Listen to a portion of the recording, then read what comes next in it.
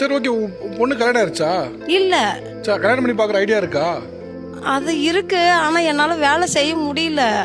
அவங்க என்ன தெரியுமா சொல்றாங்க, நீ மேரேஜே பண்ணிக்காத, என் கூட இரு அப்படிங்கிறாங்க. எதுக்கு?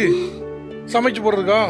என்ன நல்லா பாத்துக்கிற, எங்க ஃபேமிலி நல்லா பாத்துக்கிற, நீ வேற படிச்சுட்டா அங்க போனா அங்கதான் சம்பாரிச்சு கொடுப்ப அப்படிங்கிறாங்க. நம்ம தான் சுடு சோம்பேறியா இருந்துட்டோம். உன் பொண்ணாவது முன்னேறணும் ஆசை இல்லையா உங்களுக்கு? ஒரு நாள் சொன்னேன், நீ கல்யாணம் பண்ணாத, இங்கே நம்ம 2 பேரும் ஒன்னா ஒரு இருந்துக்கலாம். நாள் இல்லைங்க சார், அடிக்கடி சொல்லுவாங்க. சொல்லுமா உங்களுக்கு எப்படி இருக்கும்? கஷ்டமா எனக்கு இப்ப மேரேஜ் பண்றதுல எதுவும் இன்ட்ரெஸ்ட் இல்லைங்க சார். ஆனா பழகிருச்சு, இவங்களை பார்த்து இவங்களுக்கு செஞ்சு.